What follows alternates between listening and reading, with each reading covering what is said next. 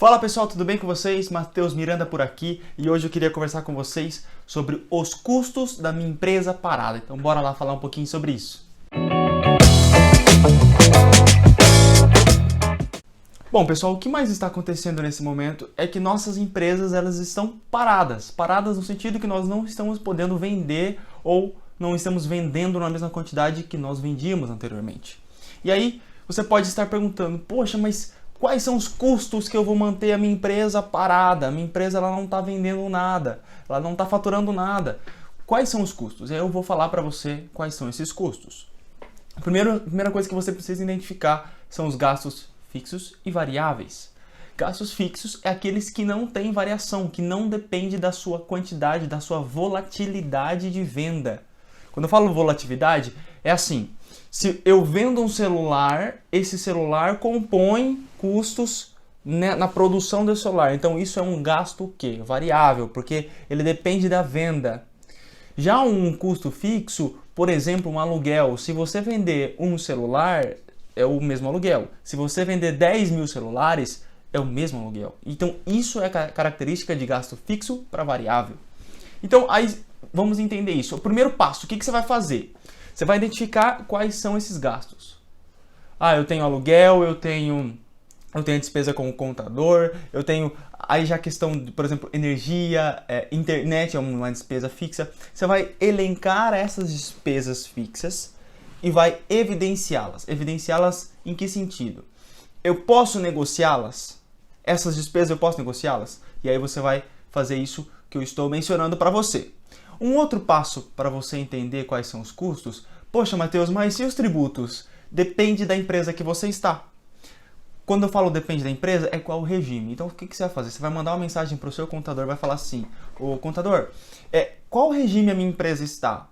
Se a sua empresa estiver dentro do Simples Nacional, a questão dos tributos ela é direcionada ou relacionada ao faturamento, aquilo que você emite de nota fiscal.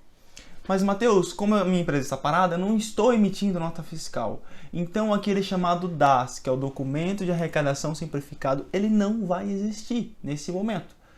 Eu emiti um valor bem baixo. Tudo bem, aí ele vai existir. Só que existe um outro benefício que eu vou falar em outro vídeo para vocês. Então, assim, possivelmente você não vai precisar pagar ele agora, você vai poder pagar ele depois, prorrogar isso daí. Mas, Matheus, tem algum outro gasto?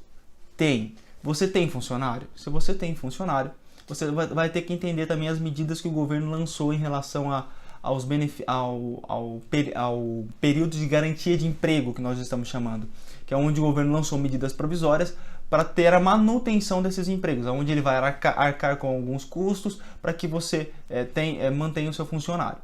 Então, se você tem um funcionário, o funcionário parado ele é uma despesa fixa, porque se você vender 10 mil celulares, tem um funcionário.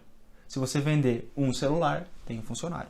Então, o funcionário também é uma despesa fixa. Hoje, a maior parte das despesas fixas é de funcionário. Então, aí eu vou falar em outro vídeo sobre as MPs que trouxeram aí uma questão de alguns benefícios para os empresários.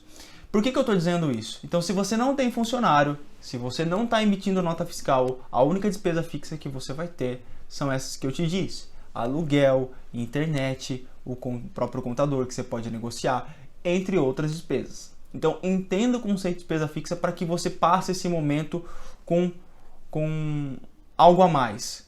Ou de uma maneira como a própria palavra planejamento estratégico ela identifica.